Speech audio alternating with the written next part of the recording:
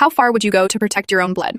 Have you ever faced a moment where you realized you had to become the villain just to keep your family safe? My ex-wife and I had joint custody of our 10-year-old twin boys, but last month, they flat out refused to get in her car for their weekend visit. They were terrified. I sat them down, and what they told me made my blood run completely cold. My ex's new fiancé, a guy named Rick, had been locking them in the basement. He was setting up bright lights and forcing them to hold these bizarre, heavy objects while he filmed them. If they cried, he would withhold their dinner. When they finally begged their mother for help, she told them to stop making up toxic lies to ruin her happiness. She didn't believe them. I immediately called child services and the local precinct. But the investigating officer, it was Rick's cousin. He essentially laughed me out of the station, warning me to stop harassing his family. I realized no one was going to protect my kids. No one. I sent the boys to my sister's house out of state. Then, I reached out to a couple of guys I knew from my old construction crew. Rough guys. Guys who didn't mind getting their hands dirty. We waited until my ex went to her nursing shift. We let ourselves in through the backslider. Rick was in the basement, uploading files. When we cornered him, he cracked immediately. He wasn't just filming them. He was selling custom videos on the dark web, and the buyers were putting in requests. He had a whole schedule mapped out for my sons for that upcoming weekend. I completely blacked out. The rage took over. When I finally came to, Rick was unconscious on the concrete.